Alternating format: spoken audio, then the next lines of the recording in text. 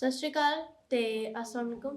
ਮੇਰਾ ਨਾਮ ਮੁਕਾਸ਼ਫਾ ਹੈ ਤੇ ਮੈਂ ਇਸ ਜਿਹੜਾ ਮਾਂ ਬੋਲੀ ਦਾ ਸਾਡਾ ਦਿਹਾੜ ਹੈ ਉਹਦੇ ਲਈ ਮੈਂ ਇੱਕ ਛੋਟੀ ਜਿਹੀ ਕਵਿਤਾ ਯਾਦ ਕੀਤੀ ਸੀ। ਉਹ ਸੁਣਾਉਣ ਤੋਂ ਪਹਿਲੇ ਮੈਂ ਆਪਣੇ ਫਾਦਰ ਦਾ ਅਤੇ ਮਦਰ ਦਾ, ਮਾਪਿਆਂ ਦਾ, ਦੋਵਾਂ ਦਾ ਮੈਂ ਦਿਲੋਂ ਧੰਨਵਾਦ ਕਰਨੀ ਆ ਕਿ ਉਹਨਾਂ ਨੇ ਮੈਨੂੰ ਜਿਹੜੀ ਇੱਕ ਸਹੀ ਰਾਸਤਾ ਸੀਗਾ ਉਹਨਾਂ ਨੇ ਮੈਨੂੰ ਸਿਖਾਇਆ ਕਿ ਪੰਜਾਬੀ ਸਾਡੀ ਮਾਂ ਬੋਲੀ ਅਤੇ ਵੈਸੇ ਤਾਂ ਮੇਰੀ ਉਹ ਪਿਓ ਬੋਲੀ ਵੀ ਲੱਗਦੀ ਜ਼ਾਹਿਰ ਹੈ।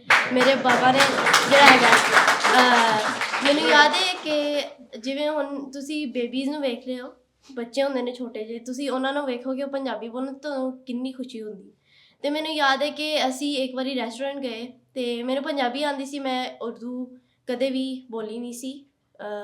ਜਦੋਂ ਮੈਂ ਸਕੂਲ ਗਈ ਉਦੋਂ ਮੈਨੂੰ ਸਿੱਖਣੀ ਪਈ ਕਿਉਂਕਿ ਉਹਨਾਂ ਨੇ ਮੈਨੂੰ ਕਿਹਾ ਕਿ ਜੇ ਤੁਸੀਂ ਪੰਜਾਬੀ ਬੋਲਦੀ ਤੁਹਾਡੀ ਕੁੜੀ, ਤੁਸੀਂ ਲੈ ਜਾਓ ਇਹਨੂੰ, ਅਸੀਂ ਤਾਂ ਨਹੀਂ ਰੱਖ ਸਕਦੇ। ਅਤੇ ਫਿਰ ਇਸ ਪ੍ਰੋਬਲਮ ਲਈ ਮੈਨੂੰ ਉਰਦੂ ਵੀ ਸਿੱਖਣੀ ਪਈ। ਪਰ ਮੈਂ ਆਪਣੇ ਬਾਬਾ ਦਾ ਬਹੁਤ ਬਹੁਤ ਧੰਨਵਾਦ ਕਰਨੀ ਹਾਂ ਕਿ ਉਹਨਾਂ ਨੇ ਮੈਨੂੰ ਇੱਕ ਸਿੱਧਾ ਰਾਸਤਾ ਵਿਖਾਇਆ, ਉਹਨਾਂ ਨੇ ਮੈਨੂੰ ਦੱਸਿਆ ਕਿ ਮੇਰਾ ਕਲਚਰ ਕੀ ਹੈ।